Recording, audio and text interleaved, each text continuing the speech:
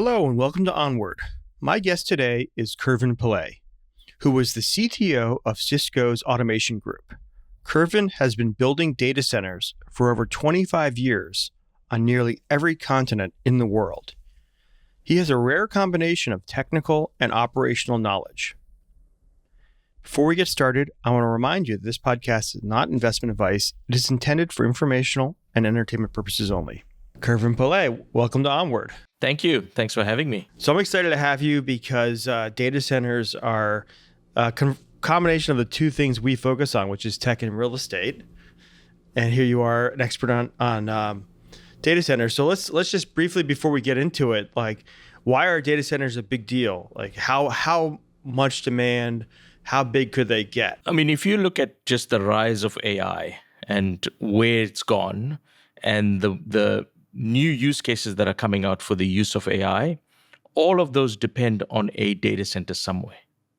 So it's almost impossible for us to get to call it the promise of AI, without having these data centers to be able to consume, produce, and modify all of the data that's coming out of AI so that it's consumable by end users, by businesses, by everybody that needs to get access to it. So what that means is like the internet, it started small and it got to the point where it was ubiquitous. And ubiquity means that it has to be everywhere, it has to be accessible, and at some point it becomes almost like a utility. Right, and that's where I think data centers are going. And if you consider that as the paradigm of where we're going to end up, then it's inevitable for data centers to be everywhere and there to be many, many, many data centers, much more than we have today. So I guess that's the overview of why I think, in whichever way that you look at this, data centers are going to be a super critical part of the infrastructure going forward. Well, let's put some numbers on it. So I saw a number saying something like $1 trillion of data centers per year starting by 2028. Do you have any stats on this? Yeah. So what do we know? We know what's been, I guess, publicly announced and what's been forecasted by all of the really big companies that are building. We know that, for example, the Stargate project is multiple gigawatts, probably 10 to 20 gigawatts worth of data centers. We know that in the Middle East, they are trying to build AI hubs to encourage more AI in the region. We know that there's going to be the rise of sovereign AI. Why? Because everybody is scared of what AI will do with their data. So sovereign AI is a way for governments to protect their data, but still have access to AI. So if you consider that 200 plus countries are building data centers of their own, and you're getting hyperscalers building data centers for everybody to use, $1 trillion is a small amount of where this thing could be. So $1 trillion sounds like a lot. The biggest impediment is going to be the time to get to that outcome. Depending on how you build data centers, it could take anything from 6 months to 5 years. So saying that there's going to be $1 trillion worth of data centers in 2028 means that maybe the capital is committed, but not all of that will be built and not all of that will be ready to be consumed in 2028. Yeah, I did a little bit of prep and I found that the Interstate Highway System built under Eisenhower cost in today's dollars $500 billion. So you're talking about building like two to five interstate highway systems just to build the underlying, highway system for AI. Yeah, and I think you got to look beyond.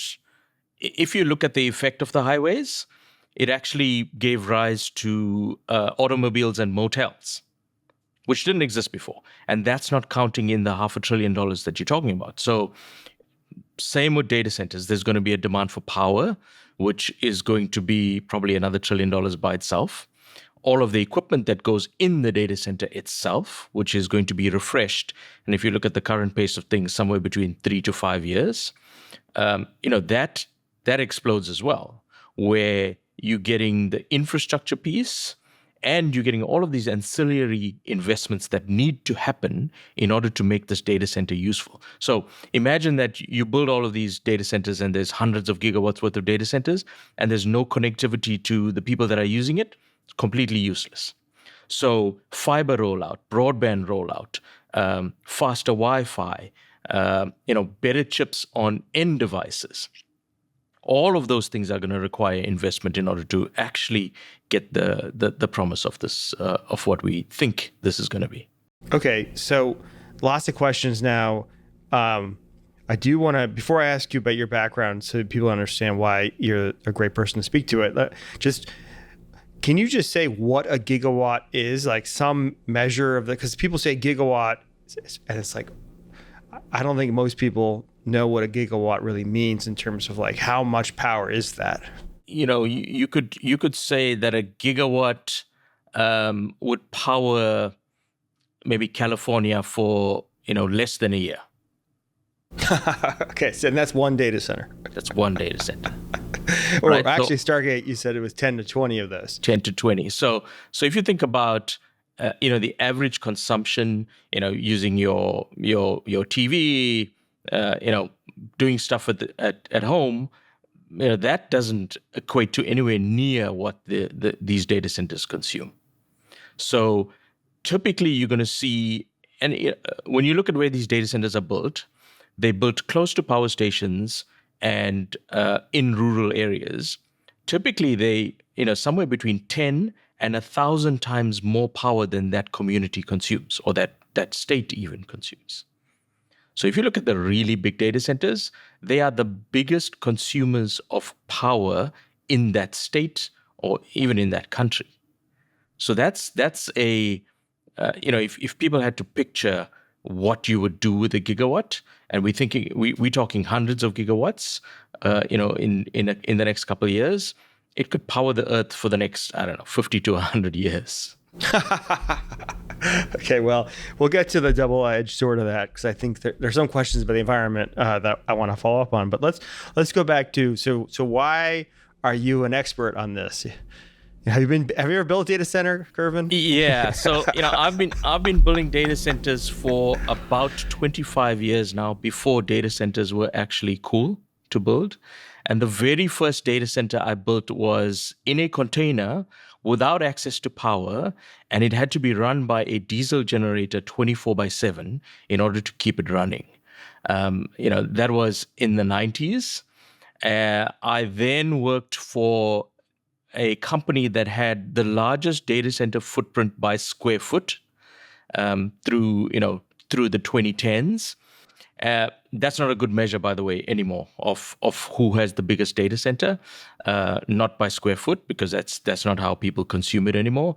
It's by the actual usable IT load, which is another dynamic that we should talk about, because there's a lot of wastage when we take the power from the power station and consume it in the data center. There's a bunch of wastage that happens in order to power the servers that are inside the data centers. So, I've been building these data centers from before they were called data centers. I used to build them for telephony exchanges back in the 90s and 2000s, before the rise of mobility and cloud, and where data center overtook telephony. At one stage, data centers were built for telephony. So if you look at the largest data centers in the 90s, it's AT&T and Verizon, and they had the biggest data centers because they had to support all of these voice calls.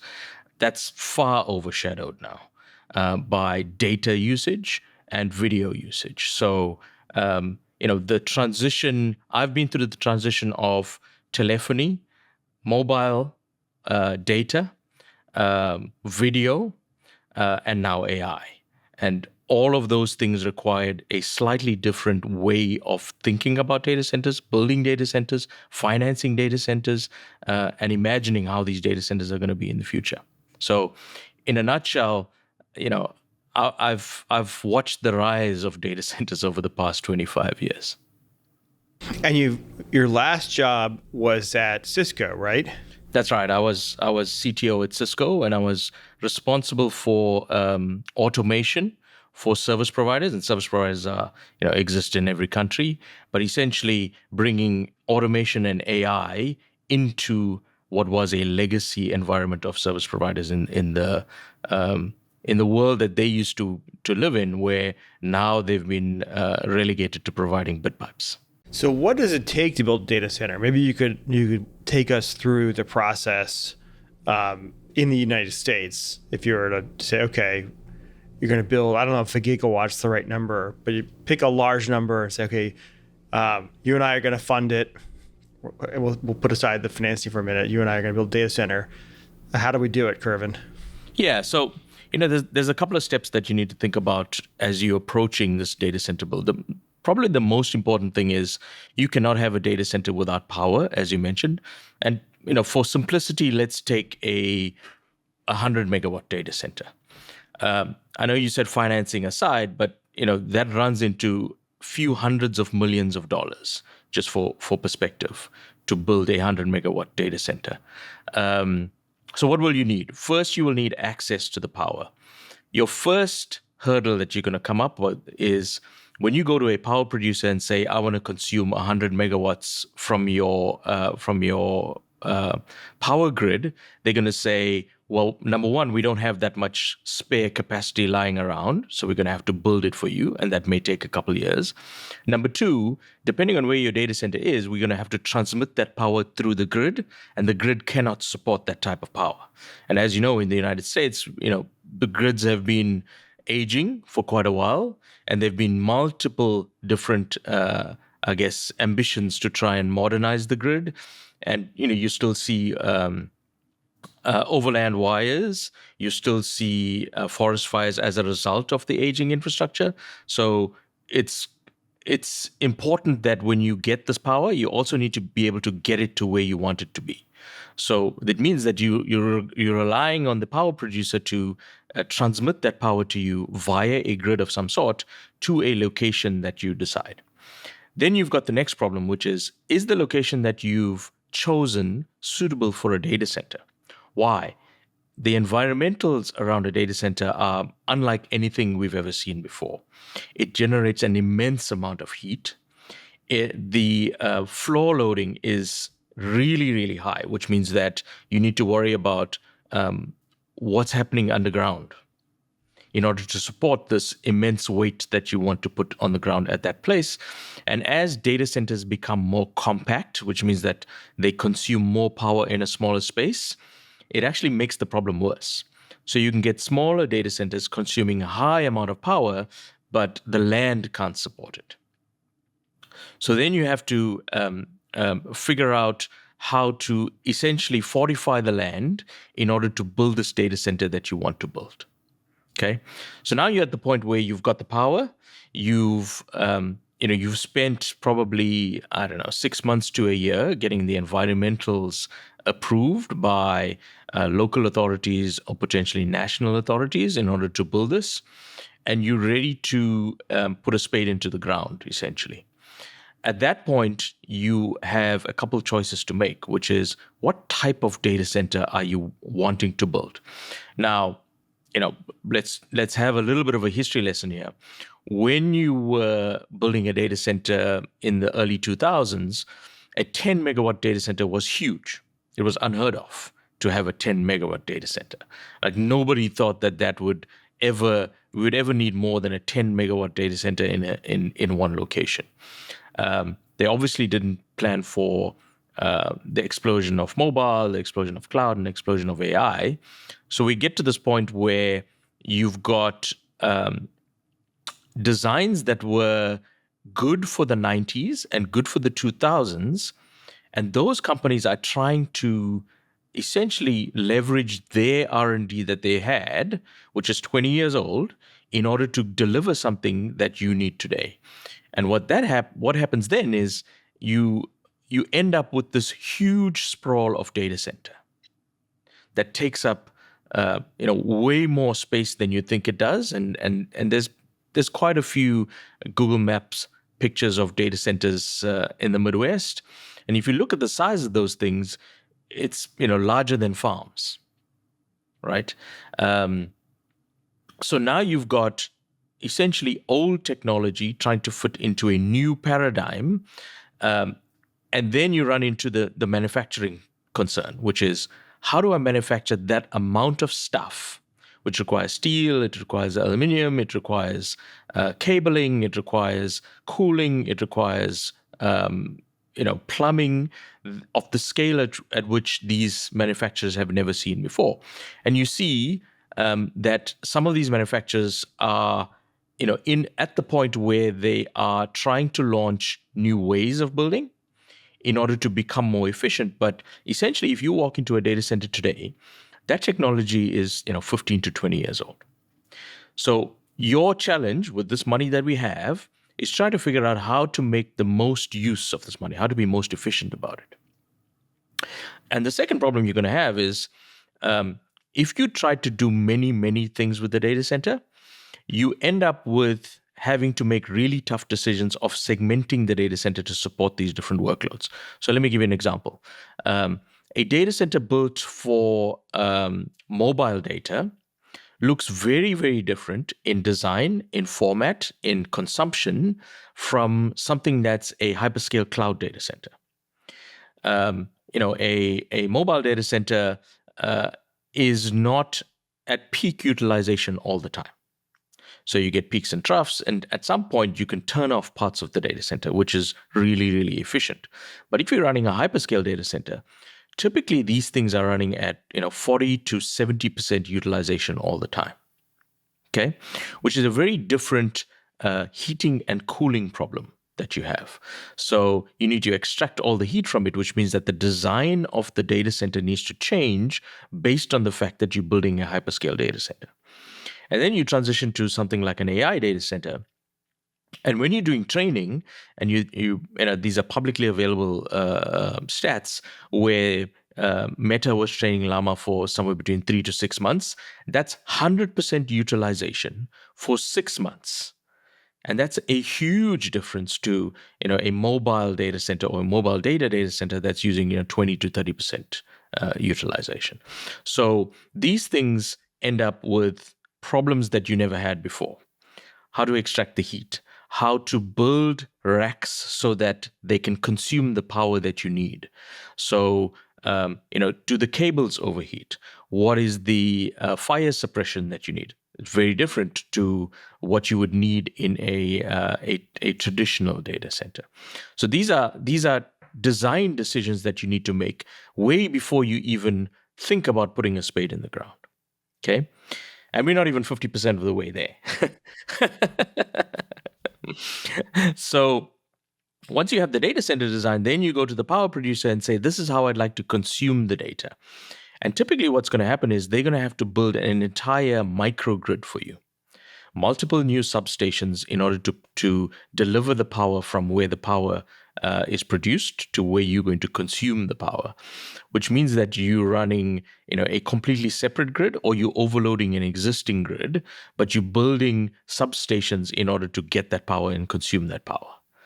And at that point, you've got the manufacturing that's starting, you've got the construction that's happening, and if you're talking about traditional data centers, it's brick and mortar. So this looks more like a real estate deal at this point, where you're building buildings. It may be 2, 3, 4 stories high. Each of those floors, though, need to be fortified because you've got tons and tons of equipment that need to be housed on these different floors, which means that it's not a typical, even a commercial data center. It looks more like a factory floor than a commercial real estate build. And as you can imagine from your background, it gets exponentially more expensive when you start to put more and more steel into the building in order to make sure that it can carry the weight that it needs to. So that's happening in parallel while the data center racks and the equipment are being built. And at some point, the shell is built, the power is available, and then you start to bring in all of the internal data center components that you need. Typically, the cooling and the power distribution first, and then the racks, and then the equipment, and lastly, you get the network equipment that comes in, to be able to connect this data center into the internet. And that's where you end up with the final piece of this, which is how do I connect this data center to the internet and who's going to use it? And at some point, all of the data center providers are thinking about making this data center available to everybody on Earth. In order for that to happen, the data center actually needs to be able to connect to the undersea cable network in order to be most effective. So somebody in Europe could use a data center in the US, for example, and vice versa. So, typically this is somewhere between a 6-month to 3-year project before you can even get any revenue in the door. And this is part of the problem of building data centers, right? It's in order to get revenue, you have to have a phenomenal amount of investment first before you can start to realize any revenue coming in the door. And at that point, negotiations for the offtake could take anywhere from 6 months to a year. And the integration of whoever's using your data center could take another 3 to 6 months. So we're talking about somewhere between 4 and 5 years from when you think about building this project to when you actually start to see revenue. And I know that one of your further questions was, well, why aren't people making money now? And that gives some sort of clue as to why. How is an AI data center different? I mean, I know you're saying it's denser, more power, more expensive. I mean, it's a GPU versus CPU. What does that mean in practice? Yeah, so let's talk about call it the latest generation, and for simplicity, we'll talk about the NVIDIA racks because it's something that everybody knows. So they produce something called an NVL72, and the NVL72 has 2 unique constraints. Number one, it requires somewhere around 150 to 200 kilowatts per rack, which is, if you look at existing data centers, they were maximum 20 kilowatts per rack. So we're talking about 5 to 8 times more power than they need. And secondly, they need to be water cooled. And previously, these data center racks were air cooled, which means that the air blew through the server, and you had things that look like household air conditioners extracting air from the data center and cooling it and pumping cool air back in. Now this has to be completely water cooled, which means that you need to have essentially water plumbing to every single rack. Take that all the way back to the outside, heat exchange it, so cool the water back down, and then pump the water back in through the server so that it can cool the server. So this is a fundamental shift in how data centers are built. So where previous data centers were built for air cooling only, a water-cooled data center is a fundamentally different design, and you see quite a few different approaches as to how to approach that problem of water cooling this AI data center. And once you have that, you've got the startup problem, right? So these things consume, call it 150 kilowatts per rack. If you try to start all of these things up at once, you literally will overload the power producer. So you cannot turn every single machine on at once, which means that if you have a brownout, you have to have a controlled shutdown and restart of these data centers so as not to cause a brownout, essentially for the entire county, city, state, whatever may be affected by these things. And that's where the problem starts, right? Where the utilization of this, the power utilization, the cooling utilization, the designs that you need to now implement for liquid cooling looks completely different to what hyperscalers have been building before. Hence, when you see all of these new data centers being built, they specifically say that they're building an AI data center because it is a different design.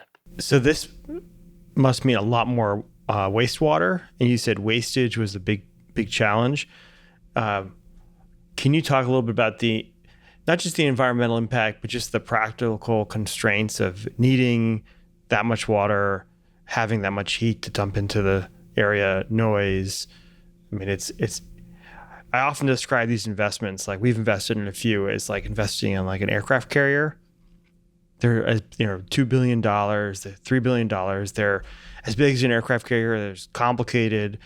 and so their impact to the region is just enormous. Yeah. So, to go back to a previous point, that's why environmentals are so important. So what do we have to worry about? We have to worry about the amount of heat and cooling that you need out of this data center. And of course, the noise. And the noise is twofold.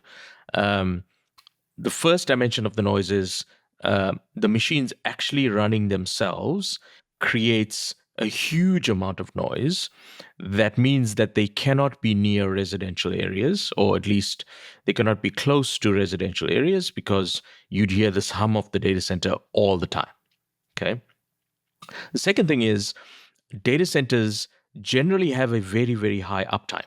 So we talk about uptime in terms of percentage uptime, and it's 4 nines, 5 nines, right? That means that and if you talk about a 5 nines data center, it cannot be down for more than 36 minutes in a year. Okay, what that means is that you need to have backup power, and that backup power is supplied by generators. And if you're talking about a gigawatt data center, the noise that those diesel generators make and the amount of diesel generators that you'll need, it literally feels like 1,000 aircrafts taking off at the same time. And that's the call it the air pollution part of it. Then it's access to water, right? So you need, relatively speaking, clean water, which means it has to be filtered. Why do you need it filtered? Because it's going through all of these cooling components, and if the cooling components have impurities in it, it starts to build up. It stops cooling, and you're losing millions of dollars because servers will blow up. Absolutely, servers will blow up. So you need to filter this water. You need to have access to clean water, which means that you can't just take any recycled water and pump it through the servers in order to cool it. Okay, and then there's the air cooling piece. These typically you're running inside of a data center in degrees Celsius, somewhere between 18 and 22 degrees Celsius, but the equipment runs at 55 degrees Celsius, which means that the delta of 30 degrees Celsius needs to be extricated from the data center and released into the atmosphere, essentially. So you are increasing the microclimate temperature around a data center, whether you like it or not. Whether you're using liquid cooling or air cooling, you're increasing the temperature of the microclimate around that data center. And these have environmental concerns on, wildlife. It has on, flora and fauna. All of these things need to be considered when you thinking about building a data center. Yeah, I did read that some data centers are using that extra heat to heat households. Yep. I don't know how common that is. Yeah, it's not as common as you think, because realistically, the households can't consume all of the heat that comes out of the data center. So you're still going to have excess heat coming out of the data center, and also, very realistically, you're not going to heat a home in spring and summer. So, you've got maybe 6 months at best of being able to use that heat. So in most cases, given that, from our previous constraint that you can't be close to a residential area, it makes it really difficult to extract that heat and pipe it to a residential area. There's one really cool project that I did work on with the entity in Japan. So in Tokyo, obviously the population density of Tokyo is really, really high. And we were able to build a data center in a residential area, but we had to fortify it to reduce the noise and reduce the heat that came out of it. And we did some really innovative things there, like using plasma cooling instead of air conditioners and liquid cooling. So essentially, it was a free cooling solution, which means that it doesn't generate any noise from cooling, which significantly reduced the noise threshold that we had. How much more expensive did that make it? Probably twice as expensive. Twice as expensive. Okay. Yeah. But and you know this from your own personal experience. You want things to be really, really quick when you access services that are hosted by a data center, which means that the closer you can bring a data center to the user, the better experience they're going to have. And that's the dichotomy that we live in, right? We want the user to have a really quick experience, which means that we have to bring the data center as close as possible to them. But we need these immense power requirements and immense cooling requirements, which means that it cannot be close to the user. And you need to balance those things. Just to compare it to who I think of as the biggest builder of power in the world, and just to think of how they would be doing it. So I think China builds the equivalent of the amount of power in all of the United States, like every 3 years or something like that. Like there's just, I think they announce or build a coal fire plant every week, 1 to 2 times a week they build. So there's just, they're the best at building at scale. And so I compare the amount of power that we need, the United States needs versus China. Do you have a sense of how China's going to do this? How much more they might build? I know they're chip constrained currently because of the export controls, but how would you compare the scale that we need to build versus what China is likely to build?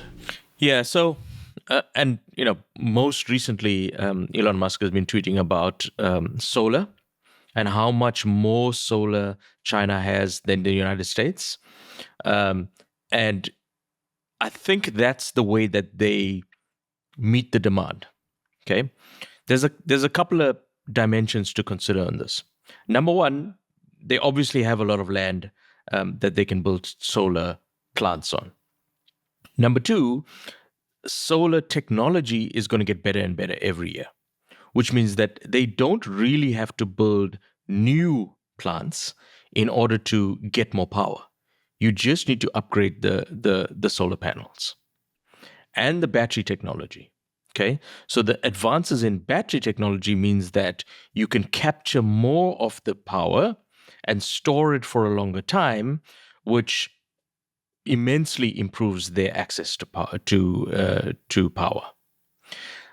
It also means that you can build it in any region that you want, in the most remote of places, as long as you've got access to solar. So as much as they are building coal stations, I think their competitive advantage is actually going to be solar. And, again, paraphrasing Elon here, if we don't, in the United States, back solar as one of the sources that we use as power, we're going to be way behind China, and it's going to be extremely difficult for us to catch up. But I don't hear anybody building data centers with solar at scale. Is that, Stargate's using natural gas? Yep. So the two options that we have now are natural gas and nuclear. Okay. So we've heard some announcement last week about regulation around nuclear that allows smaller nuclear reactors to be built. And I think that's going to be huge in order for us to supply power in general, but supply power to data centers specifically in terms of this conversation. So the advancements in nuclear are going to be big for us. And if we can leapfrog, I think that's the way that we stay at least on par. But I don't think it's a one size fits all. I think it's a combination of solar, natural gas, nuclear, and potentially, other data sources or other power sources that are gonna come online that help us to augment this power demand that we're gonna have. Let me go back to the REITs. You mentioned that, but there are 2 major public REITs that are data center REITs, and they seem like they've underperformed. Equinix last week announced that it was going to take 100% of its cash flow and spend it on CapEx, $4.5 billion. They don't seem to have much revenue growth, like a few percent a year. So why are the public REITs underperforming so much? And at the same time, data centers are the most exciting real estate investment. Yeah. So great question. If you look at Equinix and Digital Realty and some of the data center focused companies out there, or data center real estate companies out there, um, they were building the data centers of the past where the utilization was really low. And if you've got low utilization of your data center, you don't make money, essentially. So getting your utilization up from 20% to 40% to 60% is huge, huge for those companies. Unfortunately, they have really old estates that cannot be used for AI unless they completely revamp those data centers, which means they need to redesign it. And what does that mean? They need to take it offline. And what does that mean? It means it doesn't produce revenue.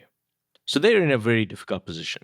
They need to essentially rebuild their existing estates to support the new AI designs.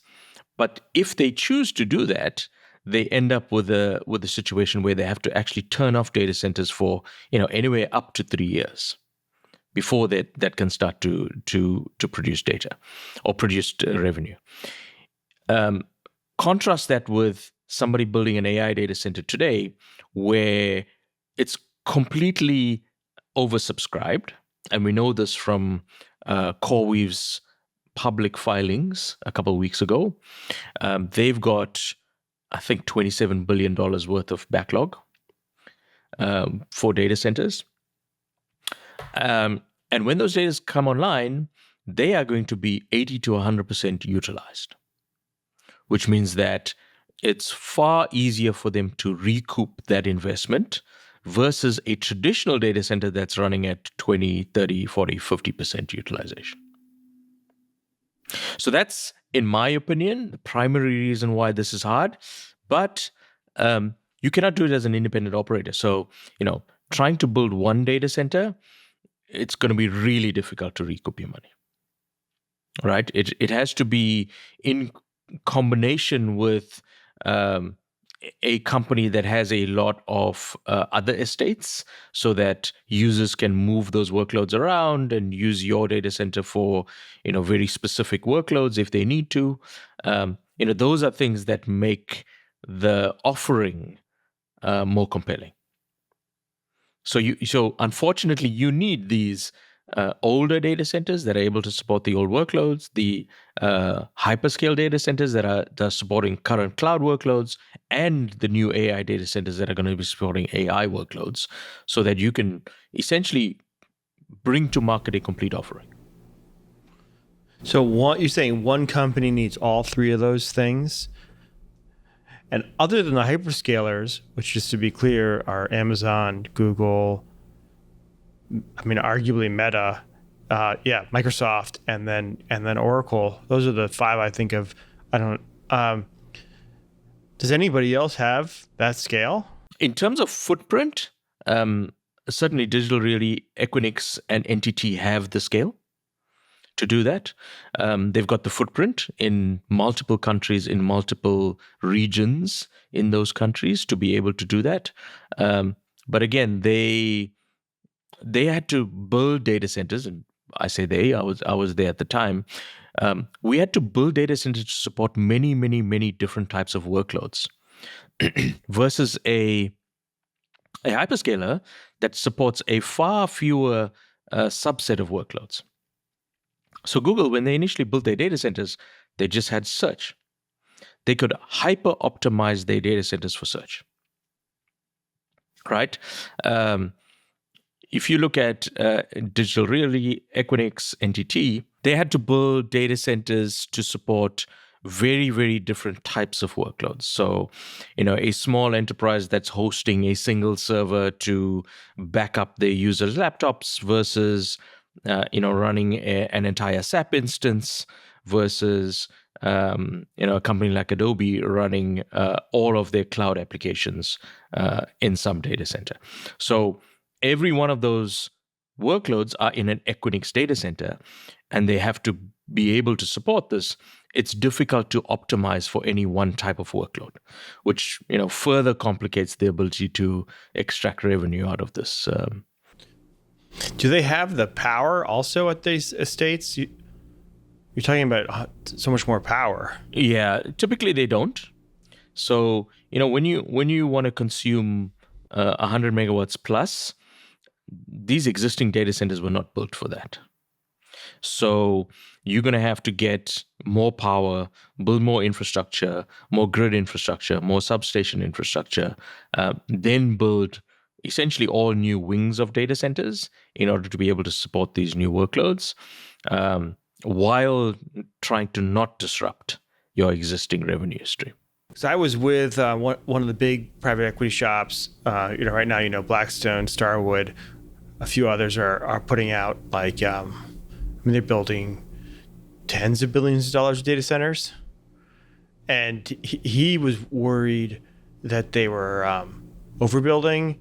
This is and I find the real estate industry is so the tech industry because I sort of sit across both, feels like there's infinite demand, and the real estate industry is worried about it being overbuilt. There's a new 1 gigawatt announced every week, and so what would you say to him? The underlying infrastructure that you're going to build is always going to be used.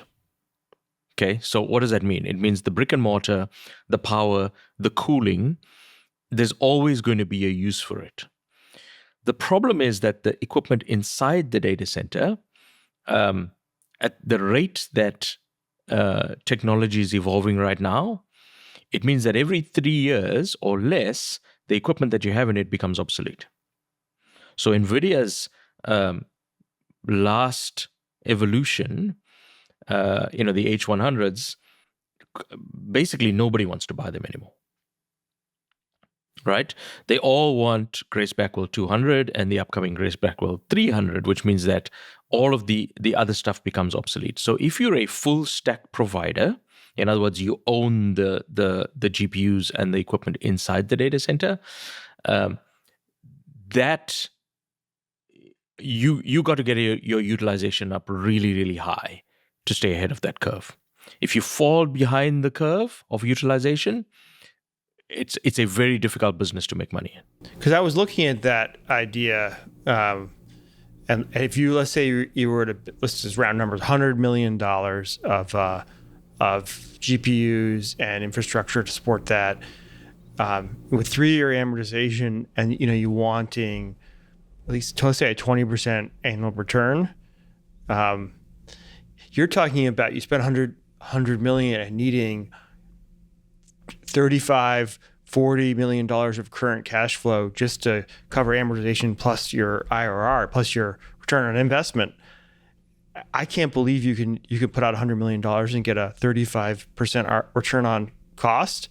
That can't exist, does it? Not in 5 years. So when we model data centers, you model it for 20 to 30 years. You don't model for 5 years.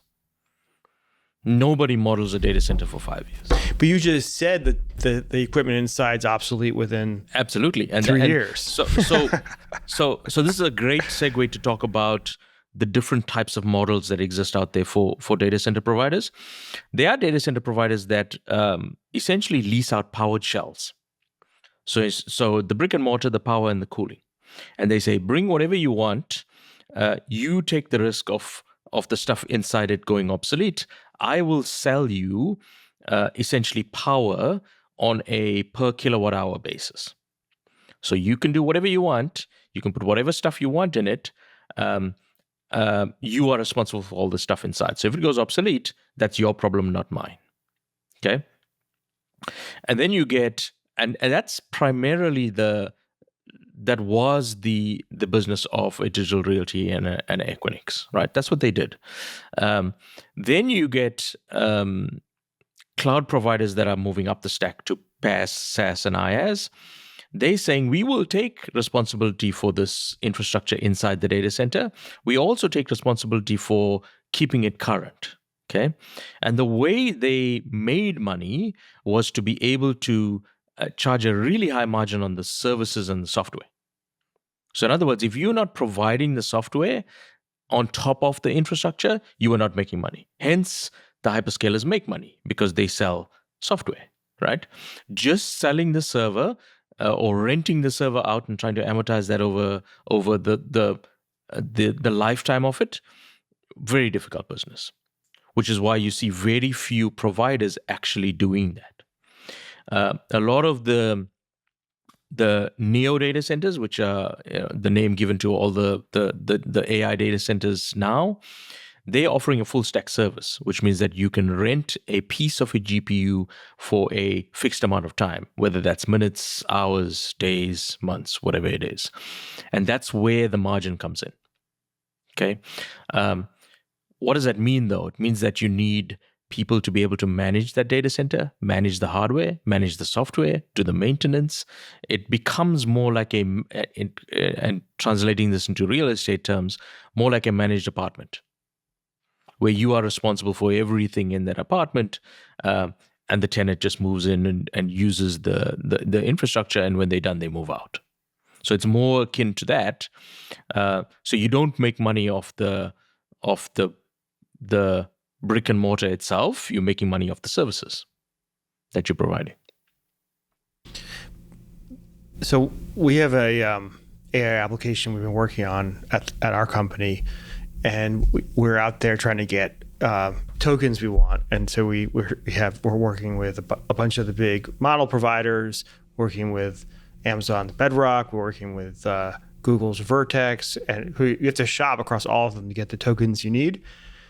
But I never see CoreWeave or anybody else who's sort of providing GPUs. So is CoreWeave, are these guys wrapping CoreWeave? Where if you're selling software, and because I'm an end consumer of tokens, right, which are what is how people meter AI, right? Where are these GPUs? Like where is the intermediary that I'm missing if I'm the end consumer too? So let's take Google is probably a bad example because they own everything. All right. Let's take a company like Perplexity or Cursor AI. They provide you the service, and the service is AI search or it's AI code assistance. Okay.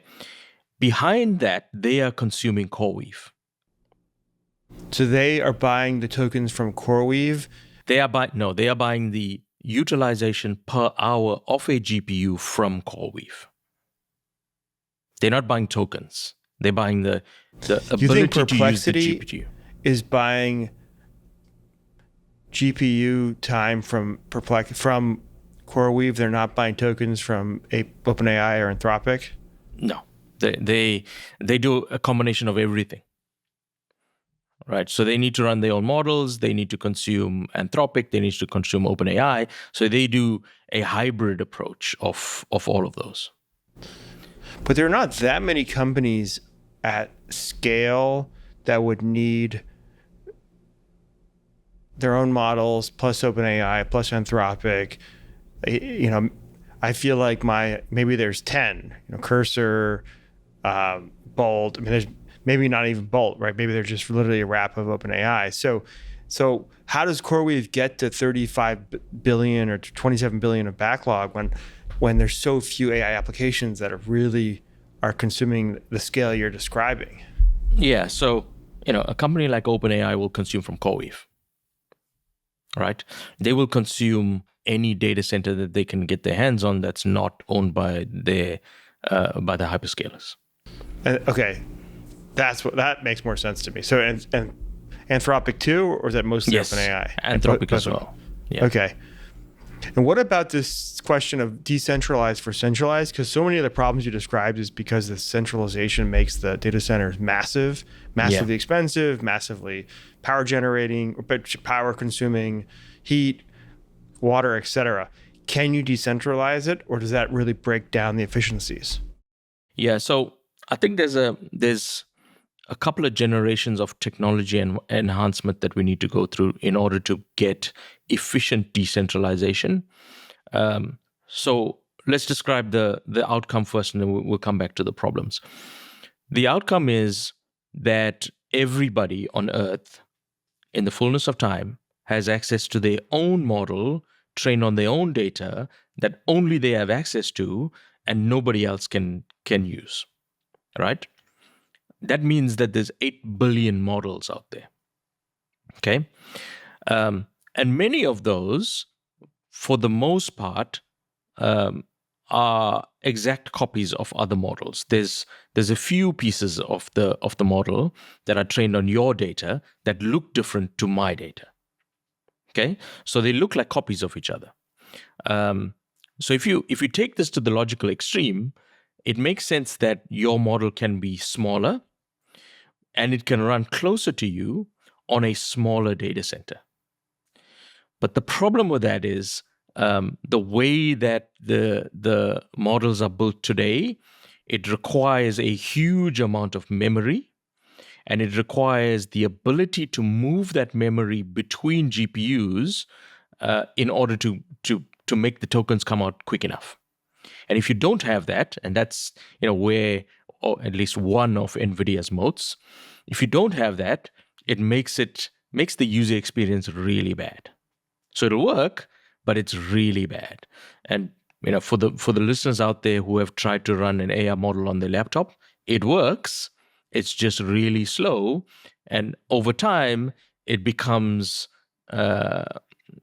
it's not something that you want to do on a daily basis. You'll do it for a once-off, but you don't want to do it for every task because it takes so long for even your Mac M4 to produce these tokens on the newest models that it just doesn't make sense.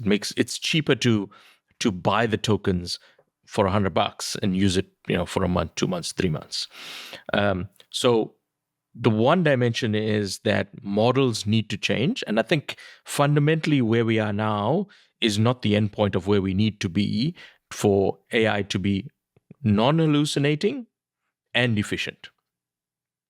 So that's number one. Number two, it needs to be able to run on less memory, which means smaller models that can retain more information, which necessarily requires a different architecture of the AI model. And number three, the GPUs today consume an immense amount of power. And there has to be a few more steps of how do we consume less power but have the same outcome. Okay? If those things are realized, then you get to a point where you can efficiently decentralize these models so that everybody on Earth, 8 billion of us, can each have our own model running on our own data center as close as possible to ourselves. What does that mean? It doesn't necessarily mean that you're going to run it on your laptop, but it may mean that at the end of your street, there's call it a mini data center that's hosting the models for everybody in your postcode or your zip code.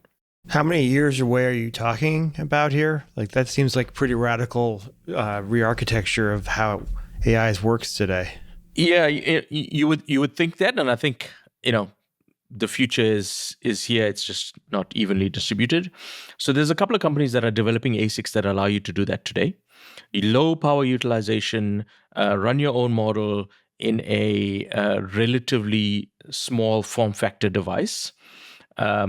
But there's a couple of problems with them, right? Which means that when you develop an ASIC, you freeze the technology in it for the fullness of time. And the way that technology is evolving right now, which means those things could become obsolete in 6 months, in a year, in 2 years. So the economics don't work out for that. When we get to a point where we are with, like, for example, cloud computing, where everybody knows everything, almost, for the most part, then it's easy to do that. And that's where cloud computing is going now with edge data centers. They're moving cloud workloads as close to the user as possible, building these edge data centers that consume, 10 kilowatts to 20 kilowatts, but are able to support, thousands, if not tens of thousands of people. So that's happened already with cloud data centers. That will happen with AI data centers. My prediction is somewhere more than 5 years, less than 10 years. Let me just go international for a minute, and I'm going to come back to home. So the Middle East has been announcing these huge data centers. We're going to ship a lot of, I don't know how many, millions GPUs there. What's their strategy, and what do you think about this strategy of trying to build data centers in the Middle East? Well, I think every country and every region should be thinking about building their own data centers for AI anyway. Why? Because sovereign AI is actually an opportunity and a way to control your future. Right? Think about this, and we've experienced this literally in the last, I don't know, a year or so. OpenAI comes out with a new model, and it turns out the new model doesn't work as well as the old model. If you are tied into that ecosystem, you're going backwards relative to everybody else. But if you control your own destiny, which means that you have your own data in your own data center and you can choose what to run and when to run it, it gives you the control that you need. So I think that in order to foster, innovation, you need to have these regional data centers that are specific to a region or a country, or some geographically separated entity, so that you can foster innovation in that location. Because the other problem is brain drain. Everybody wants to go where the GPUs are, and you need to keep them local.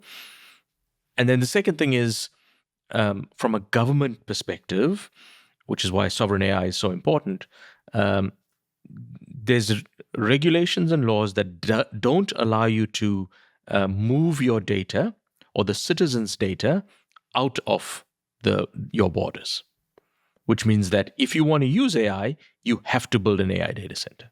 So I can see how that plays out for, in a way, you said 200 countries in the world, but it seems like the Middle East strategy goes beyond that. They're trying to become a hub for world AI in terms of the scale of what they've been announcing.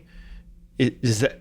I know I've heard a lot of people think that's smart, that they're trying to, the oil doesn't go forever, so if they can become the source of where people build AI, because they have a lot of power and they don't have the same regulatory challenges the US has.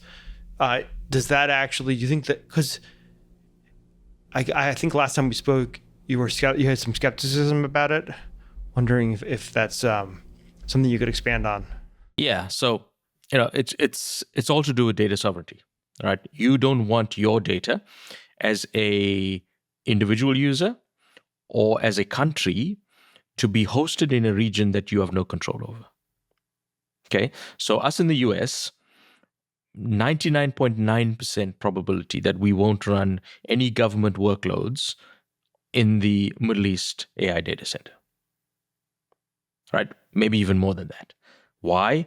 We don't want a security issue to cause the leakage of private data to users that shouldn't have them. And if we're thinking about that, then every other country in the world is thinking about them as well. So what does that leave? It leaves public, common, open services that can be consumed from a essentially worldwide AI data center. And if you think about, back to my previous comment on everybody having their own AI with their own data, you want to know where that is. So I'm not convinced that just building a 10 gigawatt data center means that the whole world is going to use it. It's not just about the power and the compute. It's about what the AI does and what data goes into the AI and who has access to that data, essentially.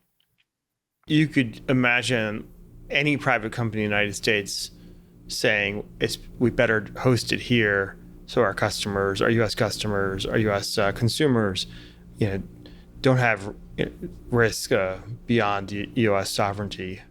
100%, and it may be even more local than that, right? It may be even, and I'm in California. California may say, well, we want our own AI cluster because we don't want to share California data with any of the other states. Oh God, that could happen.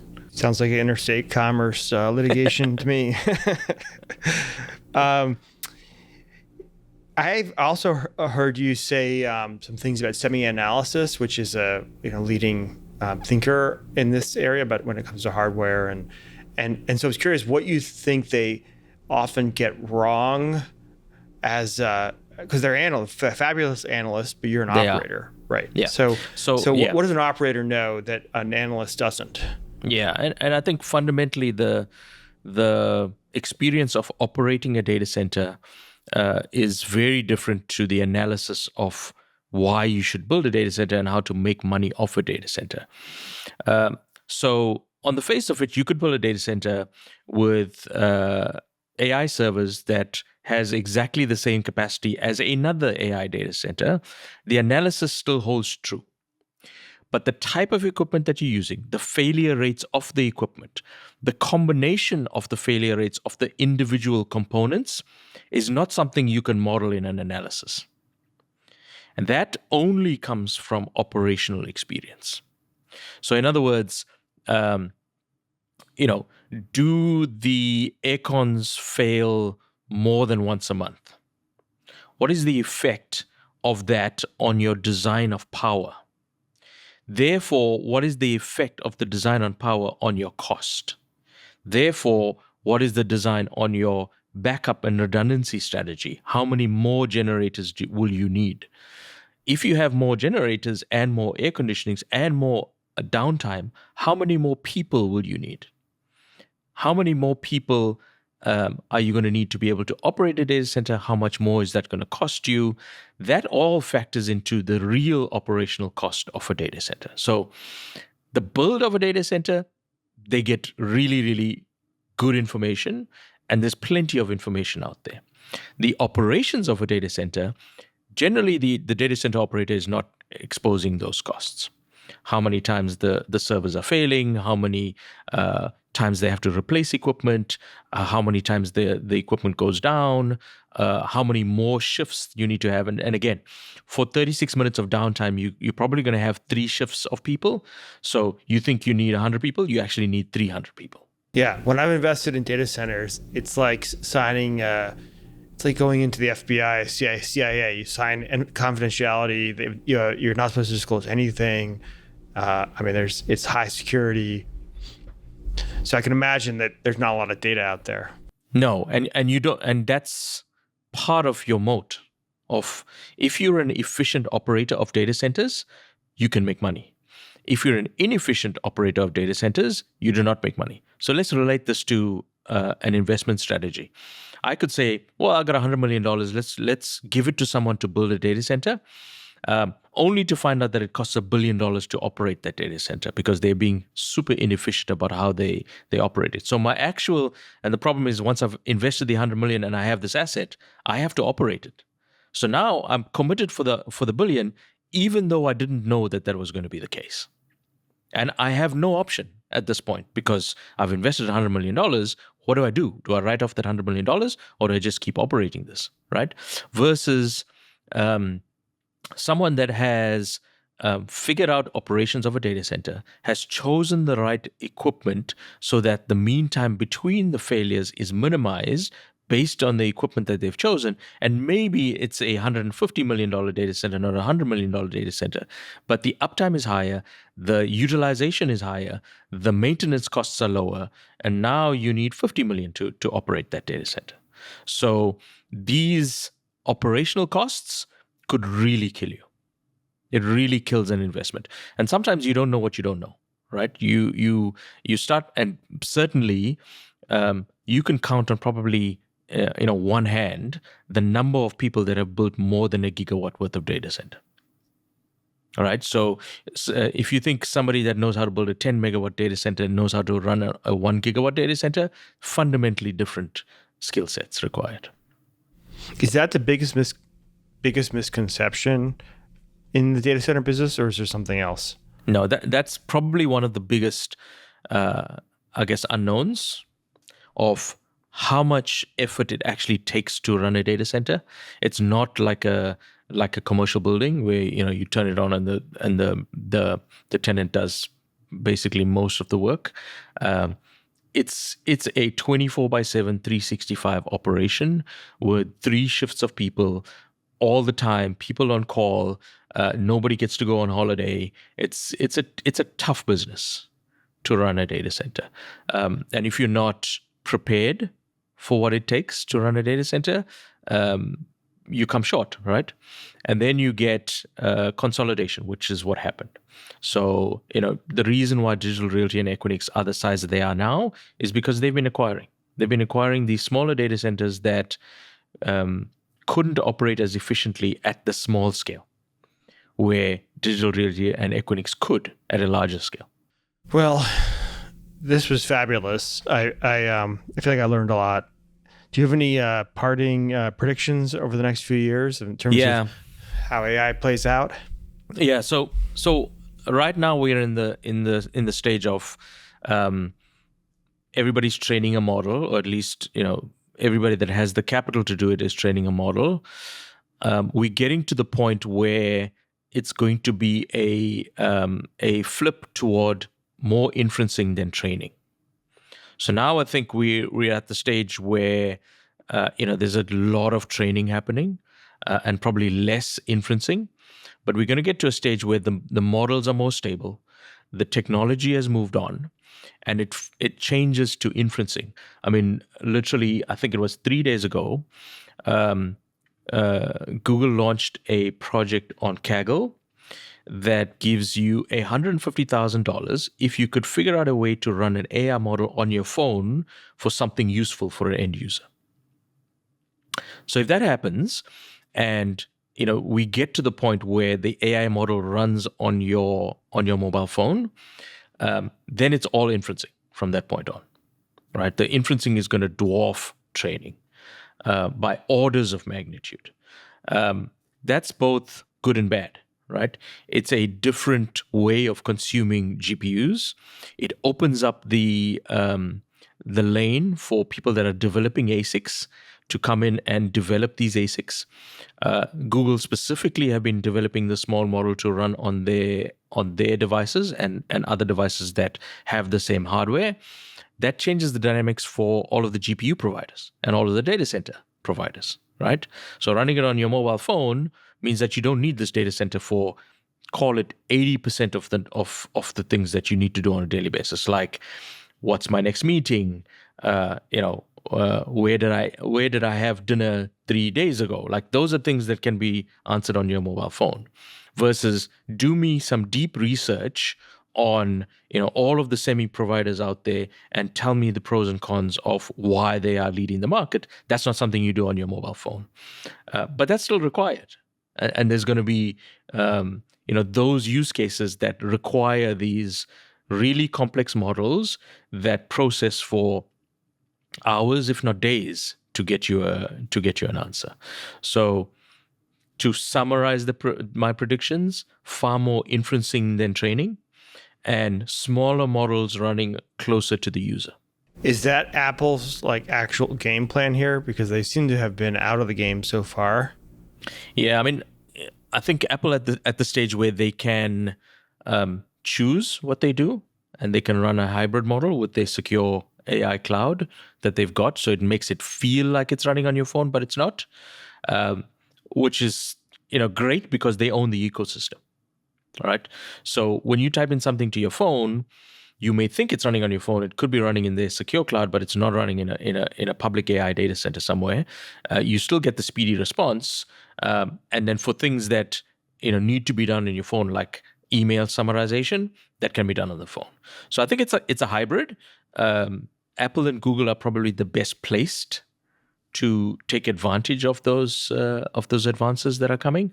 But again, there's going to be so many more use cases. And I mean, the big thing is, if you look at where or how quickly video has evolved, AI video, it's clear to me that AI video is going to dominate this space in the next months, if not years. It's going to absolutely dominate this space. It's going to dominate the usage of models, of GPUs, of devices creating video. Yeah, my brother's in the entertainment business, and he just he hates it. I think it's great, but it's not so good if you're a writer. In Los Angeles. to wrap that up, I think the way that we're going to see AI really being used is as a superpower to people that have the knowledge. All right. There's a lot of I guess rhetoric out there that says, anybody can build anything with AI, even if you have no experience. But the reality is that those people are going to get a 20 to 30% improvement on what they were doing because they don't understand the intricate details of how to make a movie. But people like your brother that are in the entertainment industry, it's going to give them a 300% boost. I keep telling him that, so we'll see. Yeah. So yeah, I think that's how we see this thing play out. Is the people that have the knowledge and know how to direct AI are really going to make a huge difference. That's already how technology it has been. It's asymmetric. It makes the top 10% 100 times more powerful, and that has its own issues. So, but Kervin, this has been fabulous. I really appreciate you taking the time. Thank you for having me, and I hope we're able to cover enough ground so that we have people thinking about how to invest, what to look for in the market, and where to not go in the market, I guess. I certainly learned a lot. So, onward. Great. Thanks, Ben. You've been listening to Onward, featuring Kervin Pillay, former CTO of Cisco's Automation Group. My name is Ben Miller, CEO of Fundrise. We invite you again to send your comments and questions to onward@fundrise.com. And if you like what you've heard, rate and review us on Apple Podcasts, and be sure to follow us wherever you listen to podcasts. For more information on Fundrise sponsored investment products, including relevant legal disclaimers, check out our show notes. Thanks so much for joining me.